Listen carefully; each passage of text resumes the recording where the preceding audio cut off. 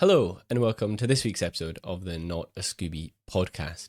Today we are joined by Viola Madau, a Glasgow-based freelance animator and illustrator, among a variety of other visual arts. So you'd be forgiven for thinking that this episode would be focused on those aspects of her creative process, animating, illustrating, motion graphic design, etc. However, despite that being the plan, things went a little off topic. I sensed early on that Viola was very passionate about the fact that she's a freelancer, and so am I. So we delved into that a little bit to begin with, and then it kind of snowballed, and we went down that route. So I think it would be unfair or inaccurate to say that this episode is about animation, illustrating, etc. It's more accurate to summarize this episode as being about the realities of freelancing. Ultimately, I think that's actually a far more interesting conversation because, and it's also a difficult one to have. I think we were both at times walking on eggshells, prefacing a lot of the things that we said with almost a disclaimer that this isn't about our current clients. And because if it was, then they wouldn't be our clients. And ultimately, it's not even about complaining about people or gossiping. It's trying to give an honest and open and paint an accurate picture of what it's actually like to be freelance. Because it's very easy to focus on all the positives of you make your own schedule, you work for yourself, you have no one giving you any responsibilities and things like that. When the reality of working for yourself, saying I don't have a schedule, really means that you're on the clock 24/7. First off, you're not necessarily restricted to a 9 to 5. If the laptop's there, if there's a bit of work to get done, you're going to do it probably that night. And it's very difficult to find that balance. And that takes years to know when to clock off and when to stop, and also prioritize other things apart from your work. So it is a mixed bag and it's not for everyone. So bearing all of that in mind, let's dive into the episode.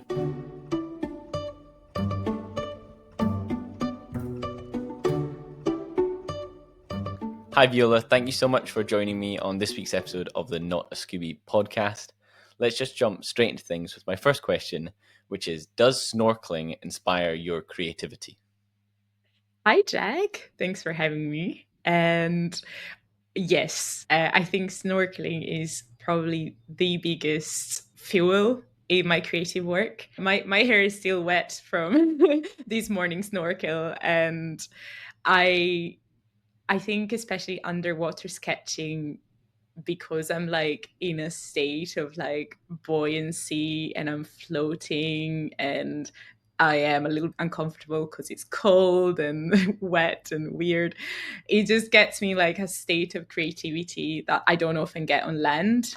And yeah, it gives me a chance to like focus on one little detail. That could be a fish, or it could be a seaweed, or even just like how the waves move and me trying to capture them. So yeah, it gives me an opportunity to like really focus and be 100% present. And then I kind of translate that information that I sketch while I'm in the moment. I kind of translate it into an animation or like a more detailed drawing, illustration. So yeah. Great. And as you said, those illustrations, particularly on Instagram, I see a lot of your work coming through. Are they often passion projects that you're just expressing yourself and exploring how you feel and your creativity and different ideas that you have?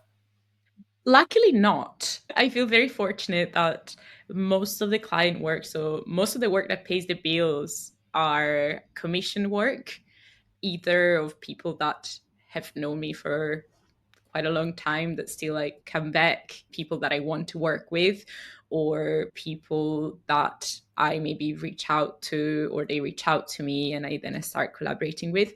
Although this last year I've been making time specifically to pursue some creative projects that are like that require more effort. So they're not just a sketch or just a short animation.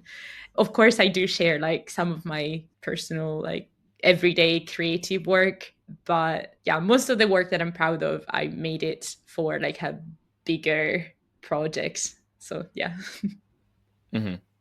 And do you find that your clients, as you said, they keep coming back to you?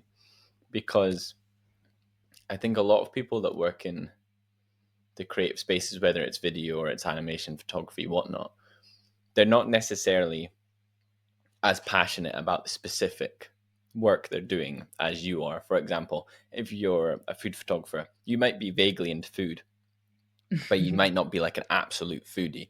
Like I've done a lot of that, or say dentistry. Like I'm very interested in it, but I'm not like passionate about teeth. Meanwhile, you're really personally passionate about sustainability, the ocean, and education. So do you find that clients identify that and they really like that about you, that you're not just seeing the work you're doing as a job, you're like personally really invested and passionate about the stories you're telling? I've never asked him, but I think so.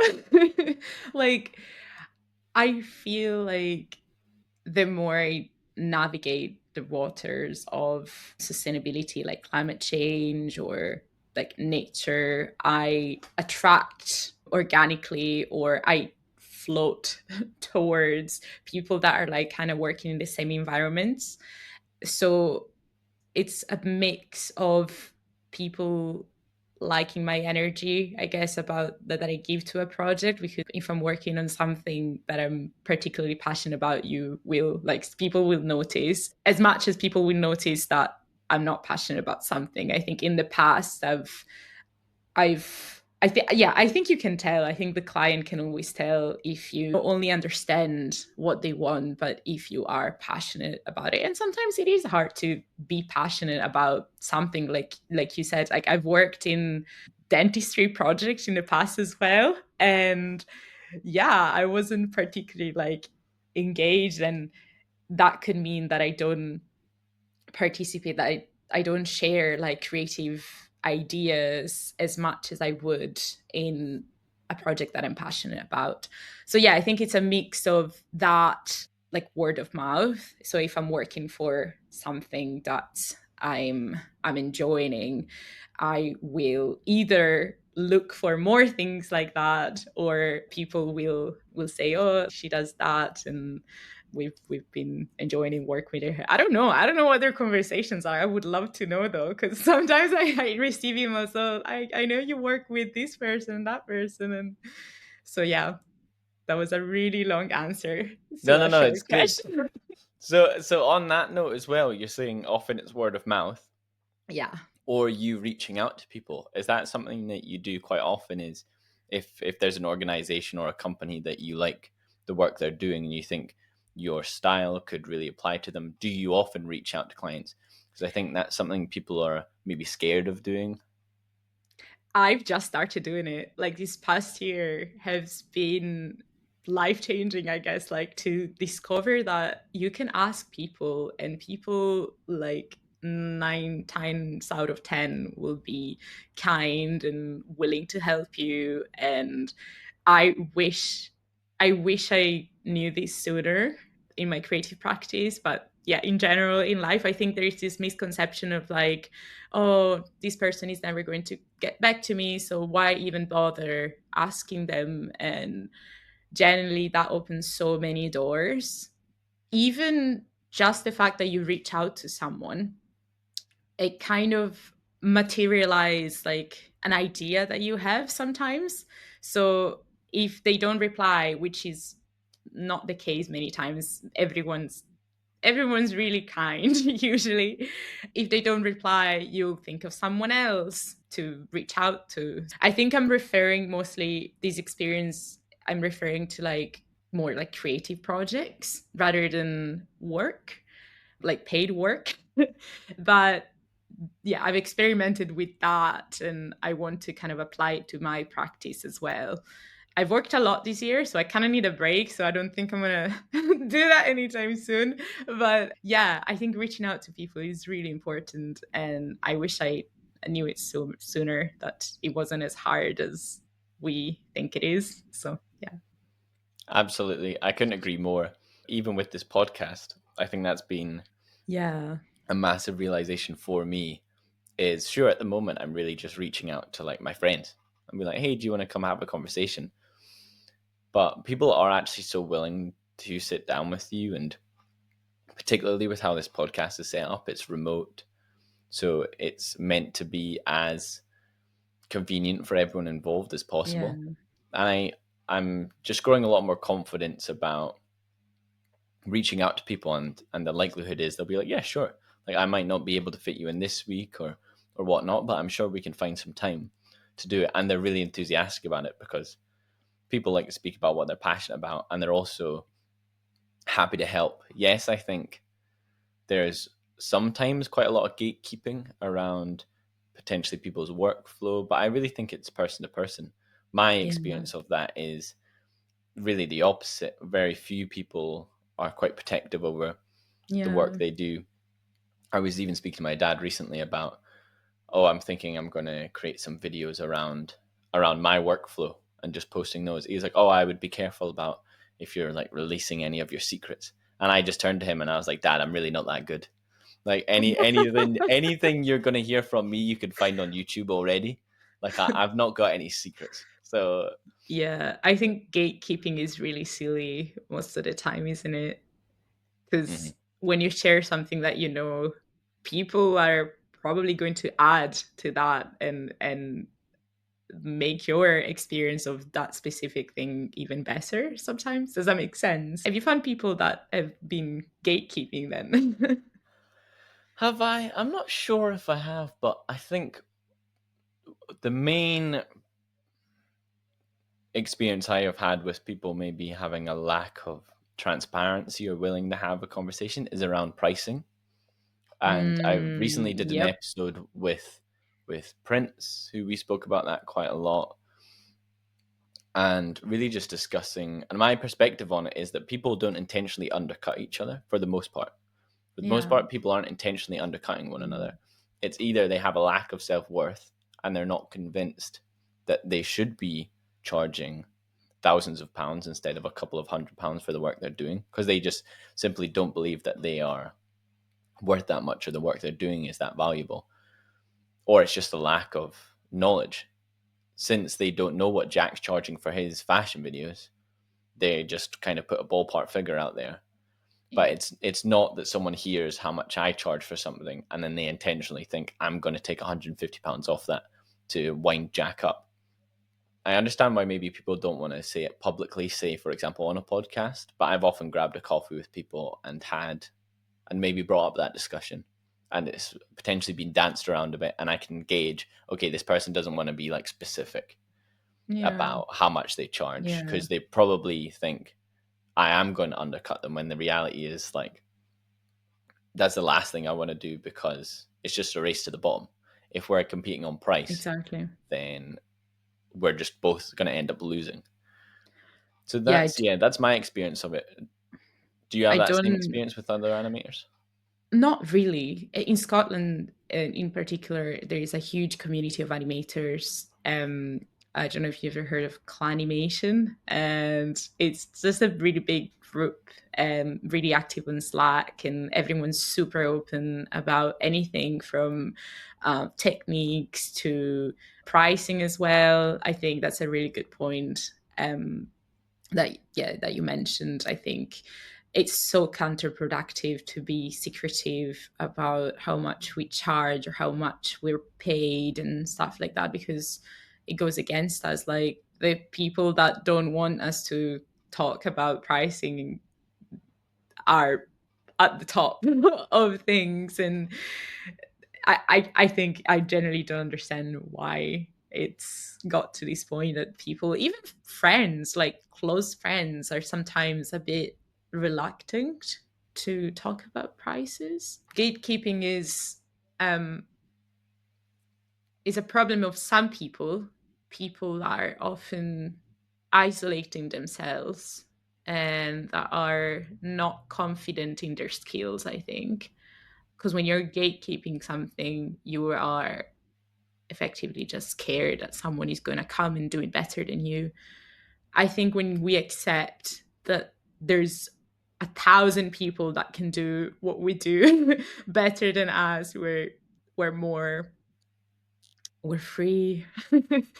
Because what, like, it's not, it more often than not, it's not the technical skills that we put in a project, it's more our personality and the energy that we put in it. And as you said, as you mentioned at the beginning, our passion. And I think it's really rare that you have someone that can do the same thing as well as you and have the same passion as much as you. So yeah, no point in not pushing each other forward and improving each other with new skills. So yeah.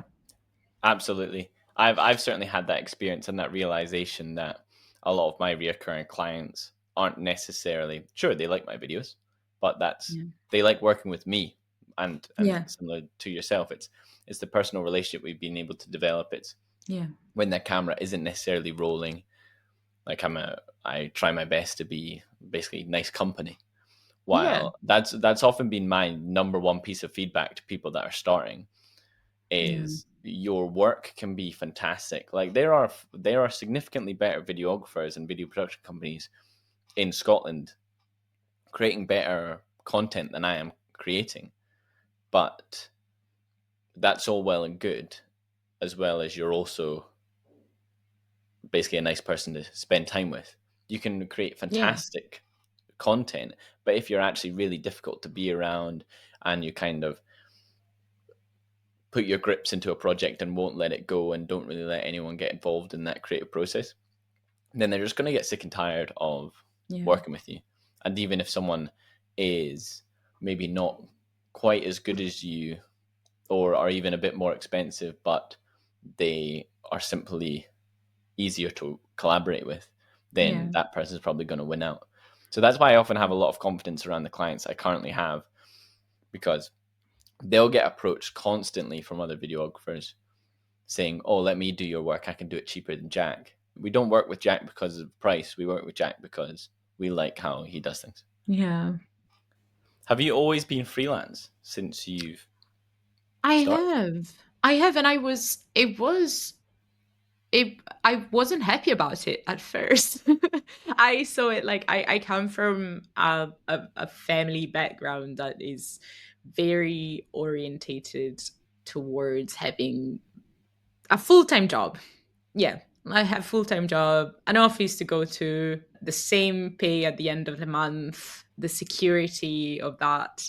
So at first, when I graduated during lockdown, during COVID, during the pandemic, I was looking for full-time jobs. None of them, like looking back, none of them were exciting at all. And like my life would be so much different if any of them gave me an interview. So I yeah, but back then I was like, oh my god, like no one wants me. I think I have so many skills, but actually I can do anything with them. And I was being really pessimistic about it all. After like 3 months or so, you know what? I think I actually really want a job. I don't know if that was like accepting defeat so early on, or just like realizing that I didn't actually need that. So now I'm really happy about being a freelancer, and I don't think I could work for anyone. I've been offered by one of my clients that I work with freelance if I wanted to be like a part-time or employee for them. And I was like, no thanks. And I felt so powerful in that moment. I was like, yeah, I own my life and I can do whatever I want with it. So yeah. Is that the main benefit that you find? I totally agree with everything you said. Initially coming out of uni, I was the same. I didn't Yeah. like I applied for jobs and I just didn't get Mm-hmm. anywhere. I think on some level though, sort of deep down, I knew that I probably wouldn't make a very good employee because, yeah, I don't know. There's a lot of Why? bad ways of putting it. I'm No, not. I I'm don't not think. sure. I'm not sure what the nice way of putting it is. But I'm just kind of like, yeah. If there was an employee, I'm probably the one starting to try create a revolution. Yeah, be like workers' rights. Even though we've got it really cushy. I don't know. Particularly now, I cannot imagine a world in which I could work just as an employee. I think it would probably be quite difficult because I've had it my own way for what coming up now on like 5 years, 5 years or so. Because I even in uni, like both me and Alex were doing a lot of freelance work. Same. Yeah. Yeah, so I think I'd really struggle to go back. But then the downside of that, and I think the main downside, is how isolating it can be. Yeah. If you're not working with others, if you're not Yeah. collaborating, particularly if you're not, say, if you're starting a production company with other people, and then you're kind of in the same boat. But if you're freelancing, then you're kind of on your own, and it takes a lot of time to figure out that balance and everything. But ultimately, I think it's for the best. But I also think, and I never really thought about this in this way, but talking about it with you, I'm just kind of like thinking about the fact that work and personal life are very much becoming, for especially people that have full-time jobs, they have like a work family kind of thing. They have work friends, and working in a different way as a freelancer, for example, gives you more time for your actual like real life friends. And I don't know if that's necessarily a bad thing, to have like, the problem comes when your friends are not freelancers and don't have the same like time. So maybe the answer is to like bond more with fellow freelancers and just, like have many friends that have your kind of lifestyle, which is not even that crazy. Like I always kind of like try to work 9 to 5 kind of thing. But if the sun is shining and I feel like going for a swim, I will go for that swim, and maybe I will work later if I need to. Mm-hmm. Yeah, the big one recently was, say, Christmas parties. And people are like, oh, Jack, what was your Christmas party like? Did you just like go to the pub for one pint and then head home on your own? It's maybe freelancers, we should start our own Christmas parties. Absolutely. We should just have a big get together. But I also think that's a blessing and a curse. The curse being, oh, you don't get to go to a Christmas party, but the blessing being like, who cares, honestly? from what I hear from Christmas parties, they can get pretty messy. So I'm like, exactly. So I've maybe dodged a bullet by doing that. Like imagine like comparing like your year-round freedom to one night that you can get embarrassingly smashed and then awkward at work the day after. Just no, not worth it. I don't think that's gonna sell me. I think benefits are something that would probably like lure me to a full-time job situation like free, like health insurance, dentist insurance and stuff like that. That is appealing to me. Or like in Italy, I don't know about the UK, but in Italy there is this thing.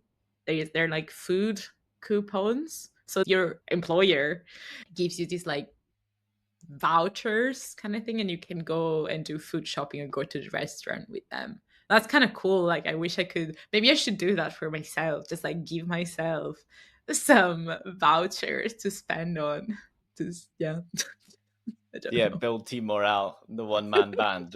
Yeah. I mean, Oh, this is going on the I company do. card. Yeah, Yeah. Going for drinks on your own. I should look into taxes and tax reliefs on business lunches and stuff, because I should take myself on business lunches more often. I do that sometimes though. Like I don't like take it out of my taxes, that I don't do, but I do take myself out for a little treat, like just by myself. When I finish a project, I will like go and celebrate with myself. That sounds really sad, but actually, I think we should challenge in general. We should normalize being by ourselves and enjoying ourselves, which is different from the I feel isolated thing that we were talking about. They're two separate things. I think you can enjoy yourself as a freelancer, particularly, and celebrate yourself, as well as feeling lonely sometimes, because that's the two sides of the thing. yeah, yeah, absolutely. Particularly food. I was speaking about this to someone recently. Japan have it made with that. We went to Japan. Oh yeah. Feels like a month ago, but it was a couple of years back now. But yeah, you go to eat there, and you have cubicles. In particularly, Ichiran Ramen is a massive ramen place in Japan, and you have a cubicle. So even if you go with your friends, there are no tables. You all sit in cubicles, and you have wooden sort of sides on, so it's totally isolated, which is quite nice because it almost feels more standard in Japan for people to go to restaurants and takeaway places alone. People eat alone opposed to Yeah. eating in big groups, which was very interesting. It was quite nice to be in a place where it felt normal to go out and eat on your own. Yeah. Because often, say in the UK or I suppose Europe in general, if you go out on a dinner alone, people either think you've been stood up, or Yeah. Or you're just a they just think you're loner. really, you've got no Weirdo. pals. Yeah, Yeah, you must exactly. be strange. Yeah. Yeah, exactly. But actually, you're just having a work lunch, celebrating a new project. Yep. Yeah. Yep. So I on that think, note, yeah. do you ever see yourself scaling your business beyond just yourself, potentially building a production company or an agency where you have a team and you're maybe working on bigger projects, and maybe you're not working in your business, you're working on your business? Or do you just really like the creative process and Mm, you're really happy with how things are currently going? as lonely as it feels to spend many hours on like a project that you're working on by yourself, really, I'm not by myself. Like, I am working with other people. So if I'm working on animation, there's going to be someone working on the production or the audio, or the if it's like a community animation project, on like working with the people that are involved. So it really depends on the project, but I don't feel that desire to like grow in that way. I feel like it would be more responsibility and that would stress me out more. And I volunteer for a web magazine, an Italian web magazine about climate change. And there I feel like, even though it's all remote and we see each other like maybe once a year or something, there I do feel like we're like a part-time office kind of thing. There is like kind of the same vibes. So that I get that fulfillment, that like working in a team fulfillment from them, kind of all year round. But as I said, like in any project that I work with, it's rarely just me working on it and just getting feedback. Sometimes it's like collaborating with other, like not sometimes, more often not, it's me collaborating with other people and working on a final product together. Again, it doesn't mean that I don't feel lonely while working on the projects, because if I have to animate something, there's no someone that is physically next to me saying, oh, we should do that or that instead. But yeah, it sounds like I'm being very, like, when you're saying something and then you say the opposite, but it's not black and white. That's what I'm trying to say. I have fantasized before about having a team that works with me, but I think logistically in real life it would create more problems than solving. So maybe I haven't just met the right people, I guess. I don't know. Mm-hmm. Yeah. And it's interesting that you bring up that collaborative process. So first off, let's go into feedback from Yeah. clients, because I think this is something that particularly early on, but even to this day, it's often difficult to translate someone's feedback. It's one thing if they, for myself, if they know video, if they have a clear idea of what they want and they know how to translate it. But naturally, most of my clients aren't creative in that same sense with video, and they often feel that something's off, but they struggle to articulate it. Is this something that you often find yourself having to do? Someone has a note and it's just like, I don't really like it, or this just feels a bit off, and you then have to translate that a bit and figure out what that means in a practical sense. First of all, I don't know about you, Jack, but I take feedback so personally, and like I know that is something I need to. I am working on it. So my first reaction to any kind of feedback, even if it's like 90%, 99% is like good feedback, they don't like something about it, and I'm like, oh my God, the worst.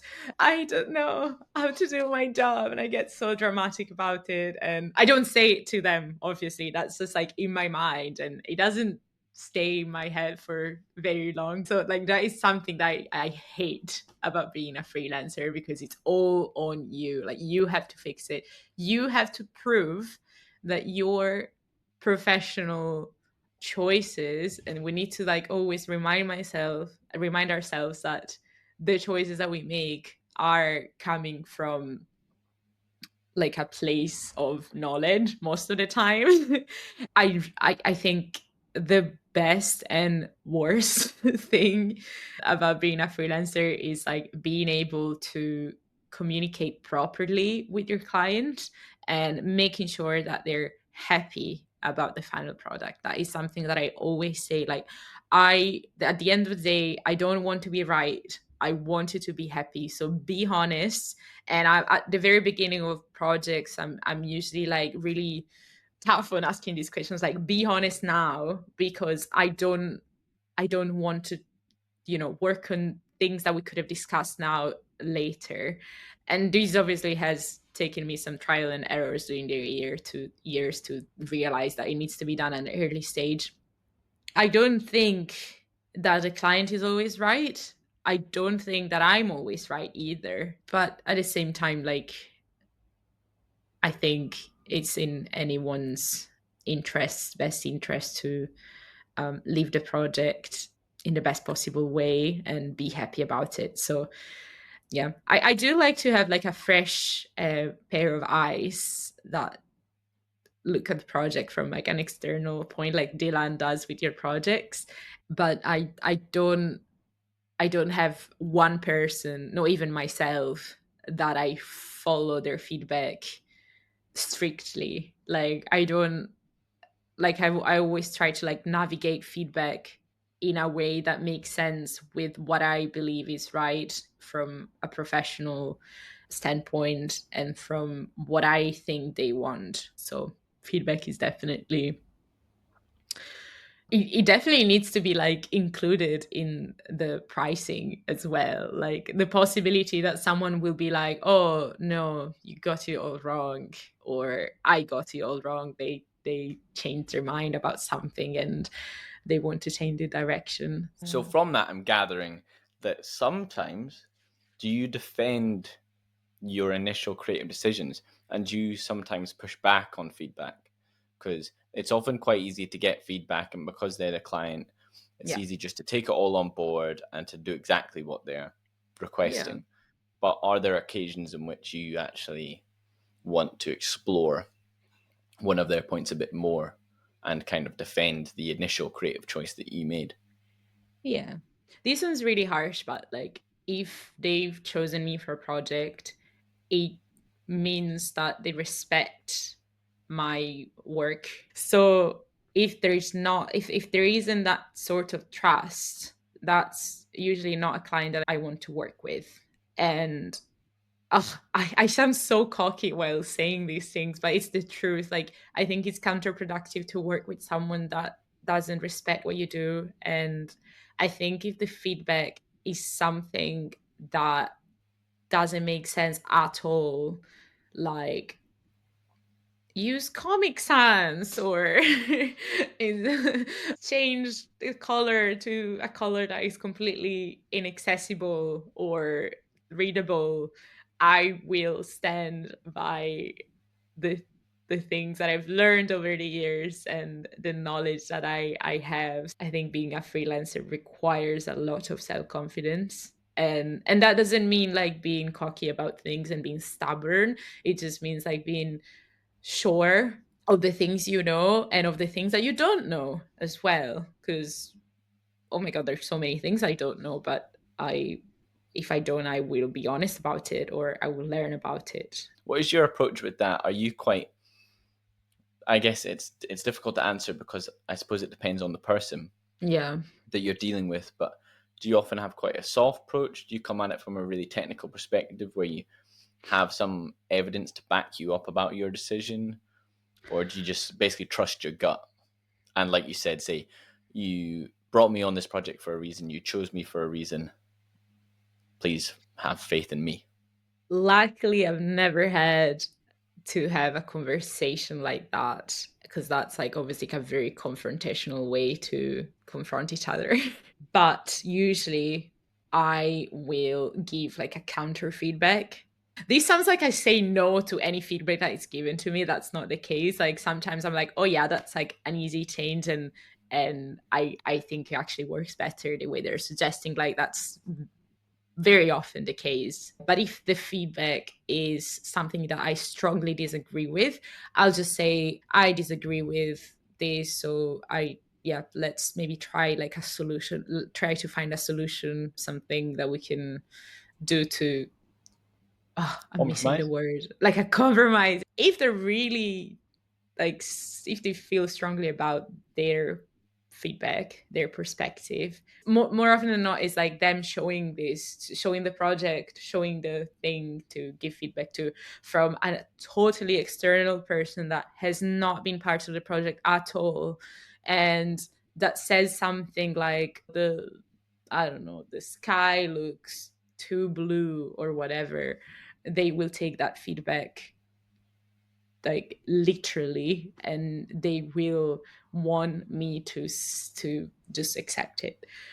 So if that doesn't work, if the first time of me being like, oh, I disagree with it because ABC, I will, yeah, send them the references and be like, that is not how things work. And I will give them like an even longer explanation of why that doesn't serve them as well. Because like I will make sure that they understand that I don't want to do something just because I've woken up that day and decided that that was the best thing to do. Like I want to explain a little further like why I make the choices I make. Earlier when I just graduated, I kind of like I was more scared of confronting people, talking about feedback and stuff.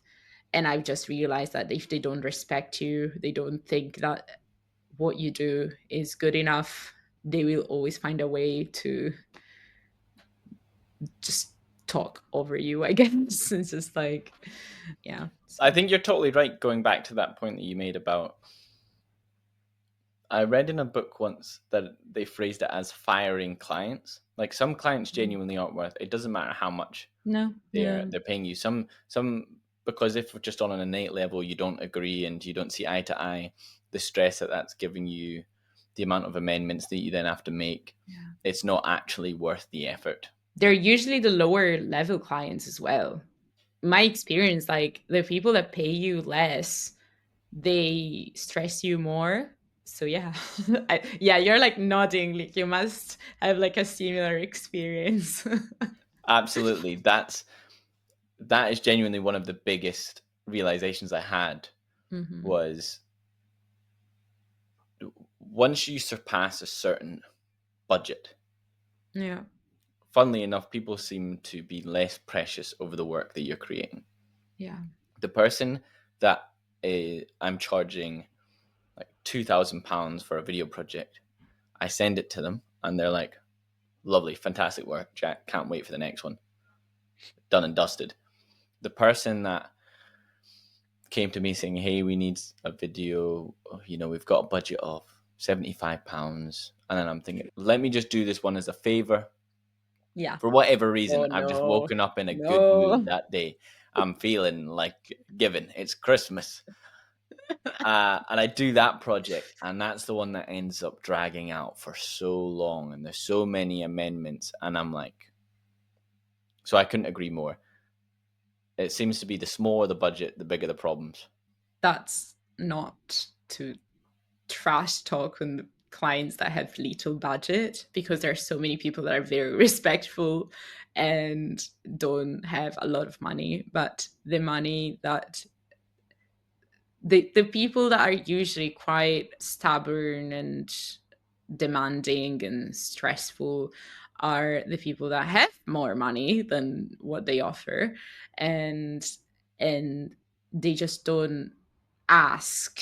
They don't even question the amount of work that is behind that thing that they want. They have a superiority complex and they think that they could do it better than you, but just don't have the time to do it. And I think that's where it comes from, is people that want more control than what they could give to the project, if that makes sense, which is really annoying. It's usually not people that you can really change anyway. So as you said at the beginning, if it's not worth it, life is already really stressful as it is. And if you're a freelancer and you can pick another project, just ask the money that it takes to do it. Don't settle for any less. There's always more work coming your way. Don't be scared of like missing out of a client, of losing £75.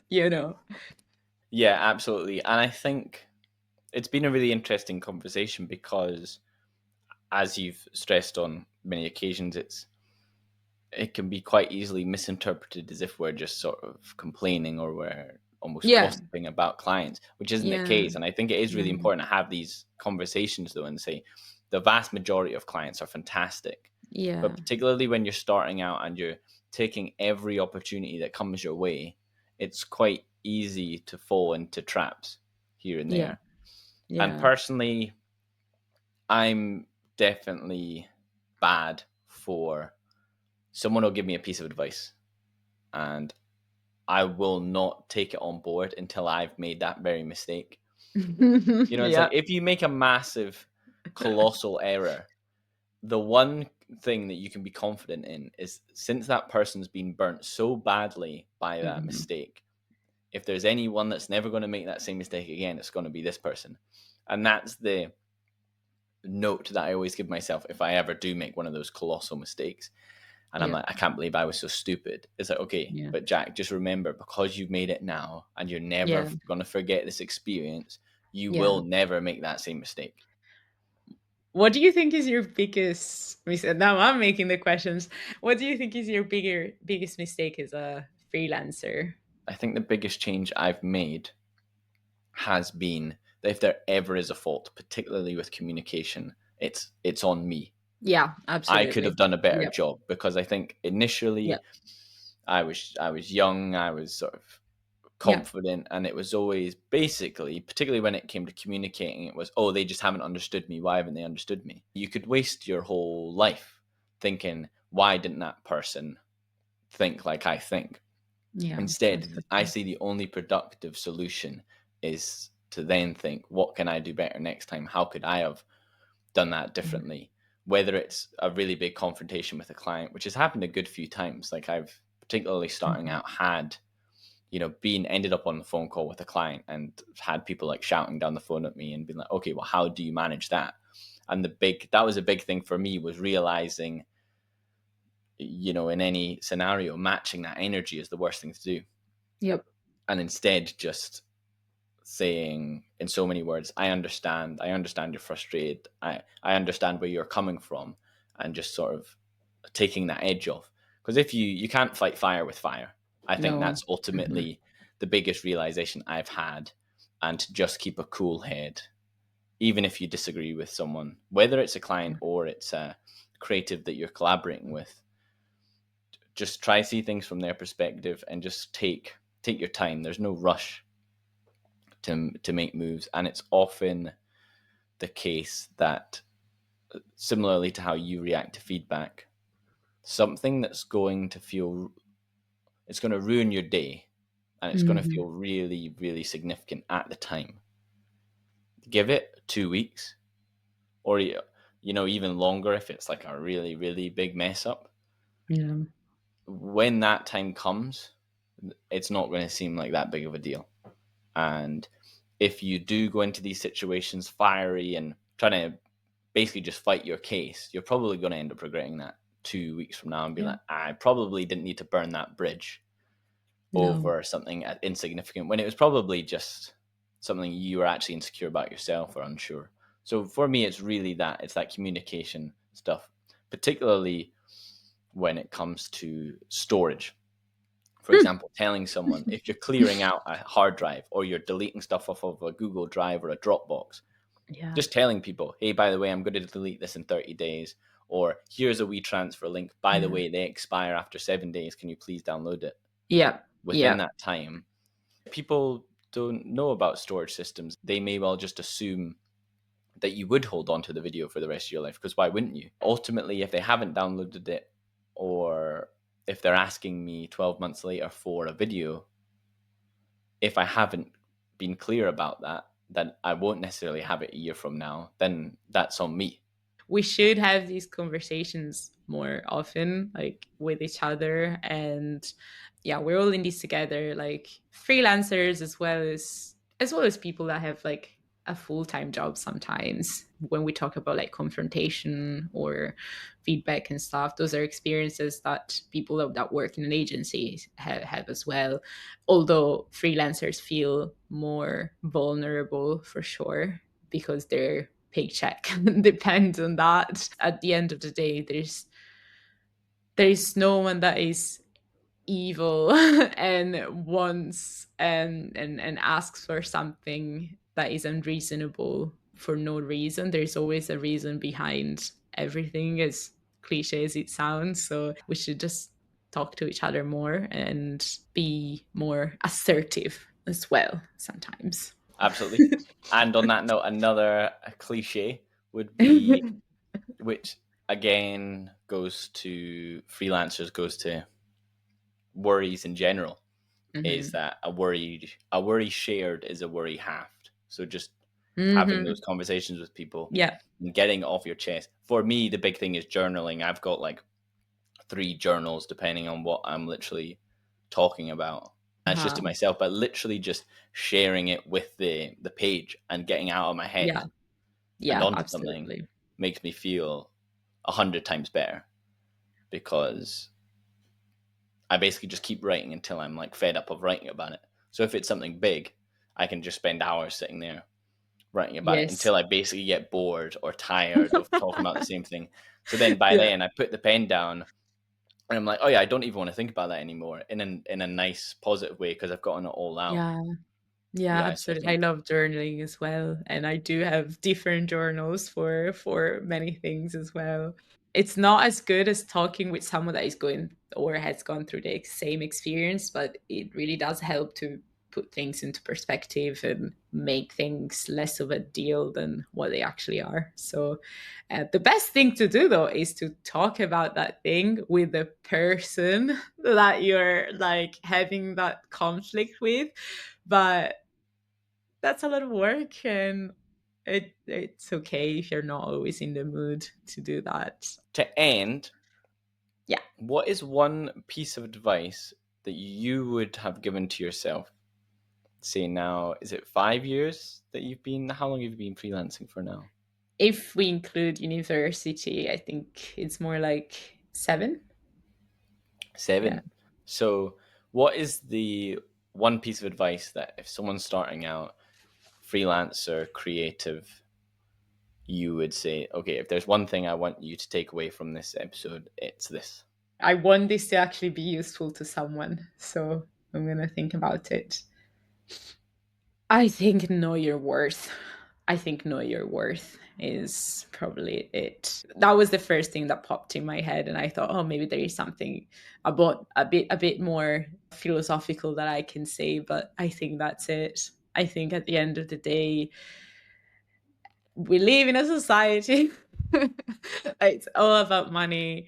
And I think knowing your worth will set you free, because when you work for very little money, it compromises your time, the time that you have to upskill yourself, the time that you have to look for clients that you enjoy more. So I think know your worth. And that doesn't mean like overprice yourself. Be honest about what you need to develop something to the quality, to the standards that you think you want it to be delivered to.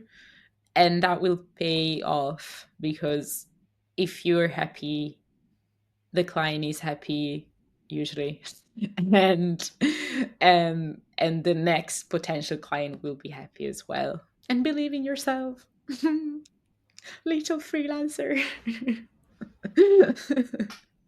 I honestly think that's the perfect way to end this week's episode of the Not Scooby Podcast.